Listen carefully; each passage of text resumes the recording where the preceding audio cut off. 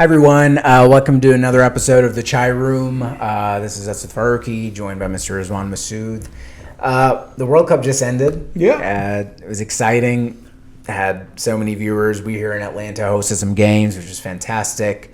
And there were some controversies, which, I don't know, it felt like a lot came out, especially about the Argentina team, related to racism, things of that nature, and we got to learn a lot about kind of their history as well, and their idea of Europe. How I'm not saying everyone in Argentina, but Argentina in general as a country, kind of where it stands on who they are and kind of what they stand for. There were a lot of racial incidents which were also reported in this FIFA World Cup. And there was no game which was more sort of unjust in a way or unfair than, and I think people would agree with, than the Egypt versus Argentina game, which happened in Atlanta. And I'll quickly share before we get into that day, I was driving back from work. Egypt was up 2-0. I get home, and then it became 2-1, and by the time I got upstairs and the TV was on, it was 2-2. It was tied, and then eventually, obviously, they lost 3-2, and I think Argentina scored about 3 goals in 12 to 15 minutes, something ridiculous like that. But it had its fair share of controversy. We decided to go to Fan Fest that day for the next game, which was, I think, Colombia versus Switzerland. It was a plan from before, so it wasn't just because, that had happened with Argentina. And as we were walking, it was downtown, I passed some Argentina fans. They had, their jerseys on. Very passionate fans, if you've met any Argentina fans before. And as we were passing by, immediately this guy in an Argentina jersey says, "I'm so glad we kicked their ass." Right in my face, as if I guess they probably thought I was Egyptian. I'm not, but I've been mistaken to be Egyptian, Arab, Afghani many times. So, and it just, I don't know, it kind of reiterated what I was learning, and then what I learned later on as well. But there's a bigger issue with FIFA and kind of the way it was favoring Argentina throughout, and it was almost like a conspiracy that Argentina got to the final, not on its own merit, but because Infantino, the head of FIFA, wanted Lionel Messi to be in the final again or something along those lines. But would love to discuss that with you. You're a former football player, obviously former cricketer. We'll actually sort of connect this incident to a cricket match as well a little later in the episode. Okay. What were your thoughts? Okay. I think this is after a long time. I think 2 or 3 World Cups. I didn't follow the way I followed this World Cup. I had more time. So I watched most of the games, right, this time around. So there was a lot of passion in the family as well. So we were all globally following the football. So this definitely became a big controversy. And I think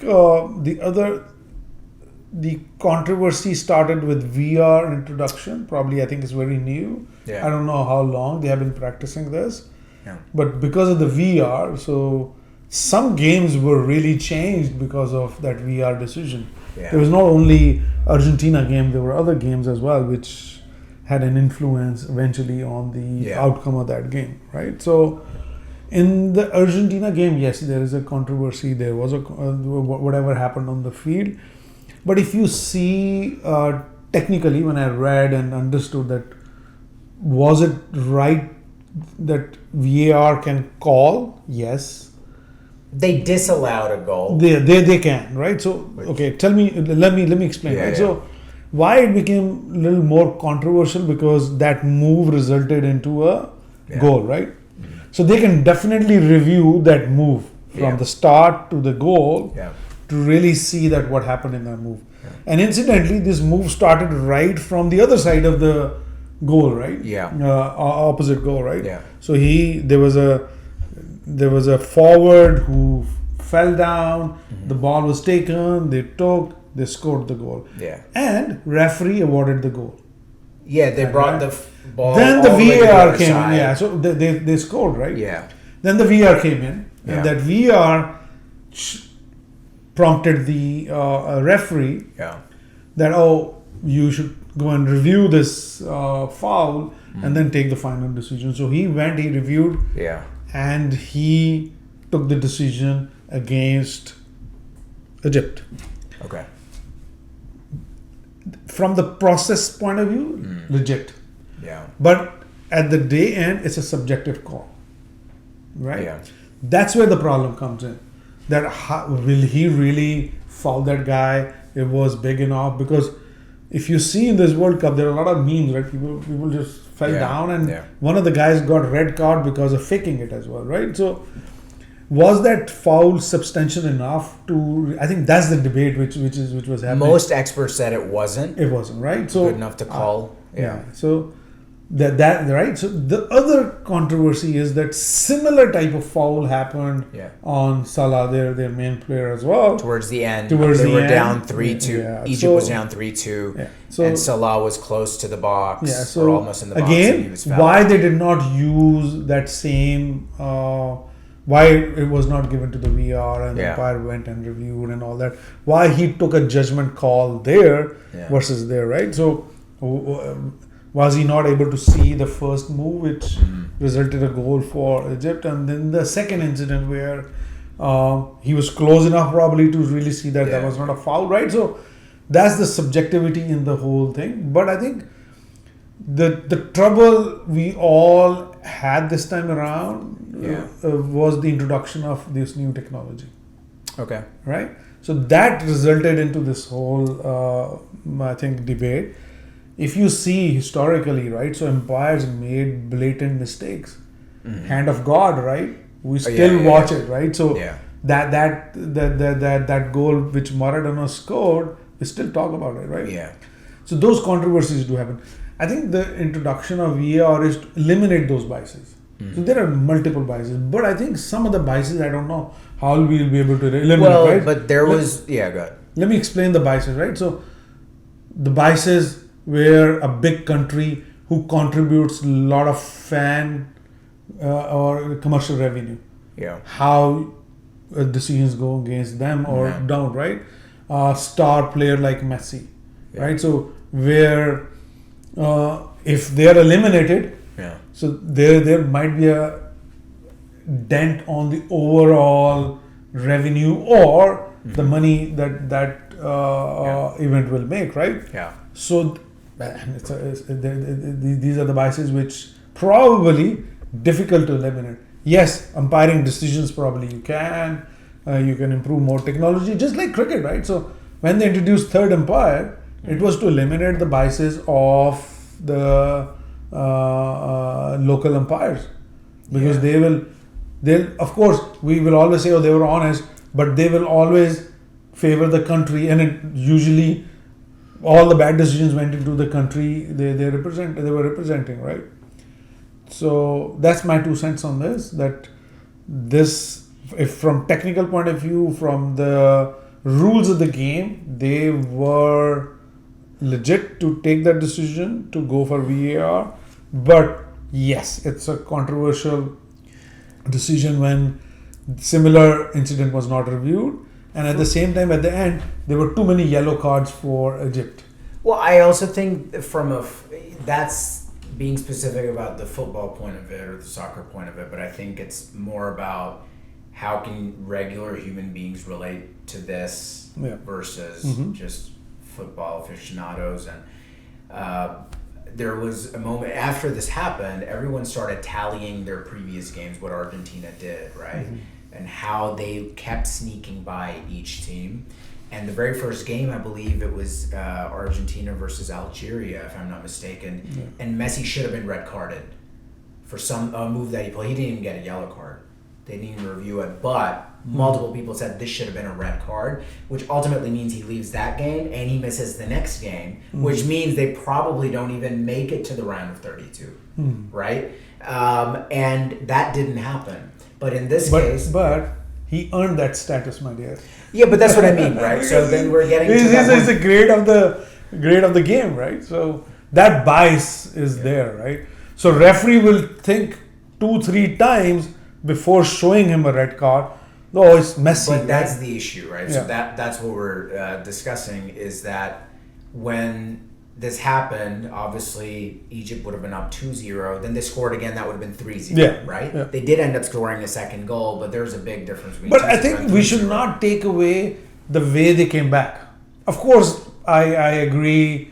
The momentum shifted, all this, but they scored 3 goals. Those are legit goals, right? No.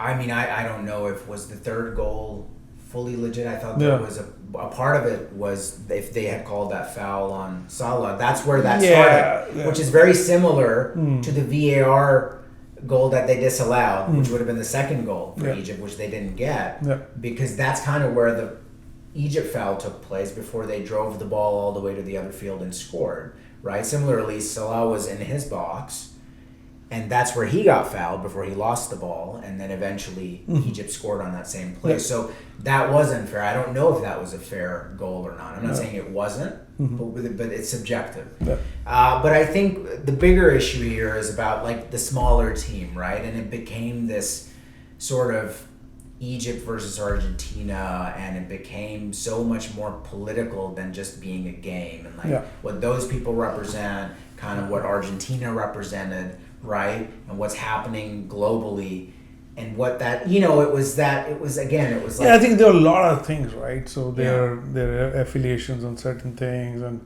there was a lot of media press, and then it just became negative for Argentina. But it reminded me of, another thing before I get into that is there were a bunch of yellow cards handed out to Egypt. I don't think even one was handed out to Argentina, right? I think that's where, because I think they became very aggressive, and the referee might have got more irritated, right? But the coach of Egypt held up the X sign, right? He did that, which is which calls for it's like the sign of racism, right? And there's an entire protocol that FIFA implements. And instead of following that protocol, which is you stop the game, right? You kind of see what's happening. Sometimes you have to call the game off if you do find racism, but you need to pause the game. Instead of pausing the game, they gave the Egypt coach a yellow card for that. And that wasn't reviewed later on. That wasn't stopped. So FIFA didn't implement its own protocol, which it said that it would. And I feel like if that happened on the other side, and the Argentina coach did the exact same thing, that probably wouldn't have happened. I'm sure they would have paused the game. And that is the bias that we're talking about, because Egypt is a smaller team than Argentina. I do think Argentina overall obviously is a stronger team. But in this particular game, it seemed like Egypt had them. They almost had them, and then you took that momentum away from them, and then that was, and I don't know if they stopped playing or whatnot, but that happens to smaller teams. Right? It can very well happen. Yes. It reminded me of the 2021 T20 World Cup, Melbourne, Pakistan versus India. Don't remind me. Virat Kohli's magical innings, where it's called the Diwali Miracle. Oh my God! And what an innings he played! My God, like those 2 sixes are in history. The one he hit to oh my God, the straight six. I played cricket, and I've watched cricket for the last so many years. More than 40 years. That stroke shot he pulled off. It's just unimaginable. Because he's bowling at 150k, and you hit him straight at the back back foot. Unimaginable. Right. But with that being said, apart from those sixes, Pakistan had a fair shot in that game. Should have won it. Let me tell you the story, right, before you complete. So I was flying to Atlanta, coming back to Atlanta. So I was in the plane. So I was watching the game on in flight. So it was at the end. There were 2 overs left, and I think we had to land, and the internet or the Wi-Fi was not there. So, but I was very comfortable and calm. I said, "Oh, we won the game, and we are on track, right?" So here comes, I land and I open the phone again and Pakistan lost. I said, what the heck? What happened? Yeah. Then I went back, saw, I said, shit, man. What happened? Right? So, yeah.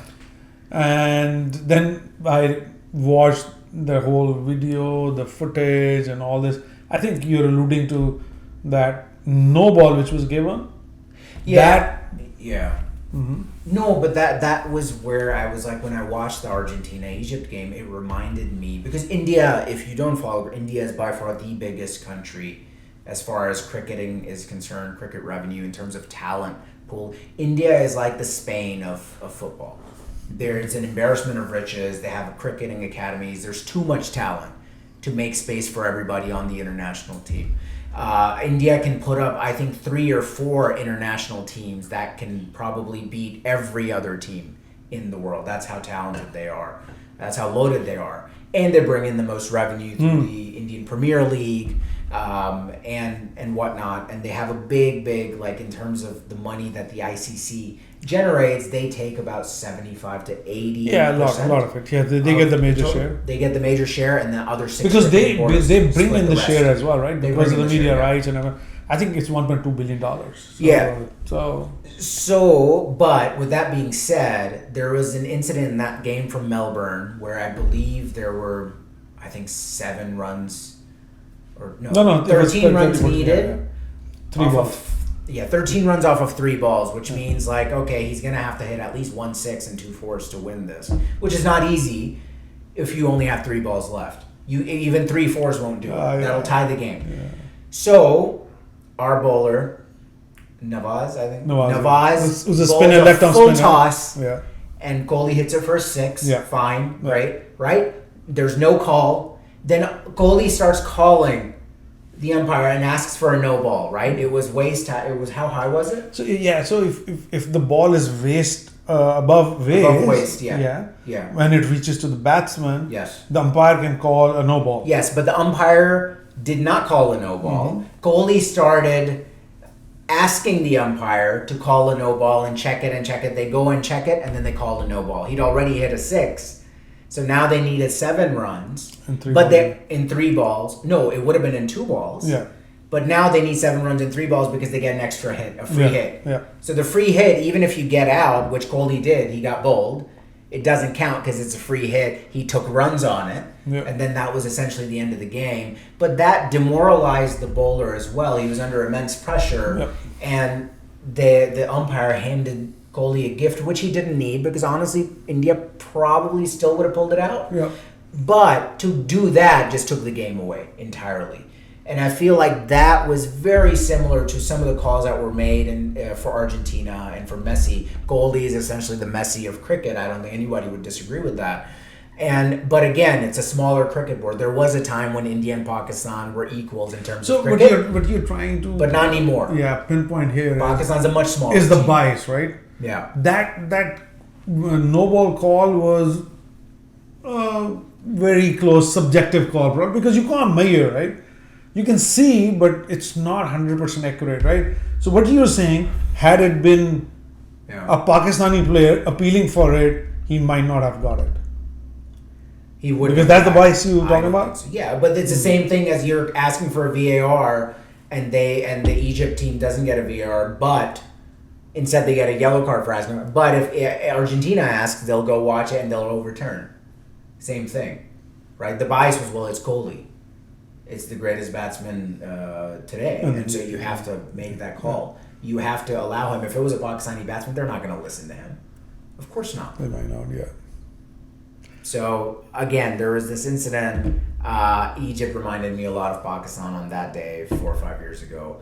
And again, if you're a smaller team, it's already a headache to beat a humongous world-class team. World Cup, no gifts should be given. Superstar of this World Cup is Cape Verde team. Yeah. Cape 500,000 people. They challenged every big team in their tournament. Yeah. And the way they played against Argentina, superb. And they drew against Spain as well. Yeah. Who were the champions. Well, Cape Verde was great, but again, didn't make it past Argentina, like pretty much everyone except Spain. So, unfortunate. But it just, again, it reiterates the fact that the smaller teams, the minorities, if you will, of a sport, don't ever get the calls that the big teams do, and the better teams do. So that's all we've got.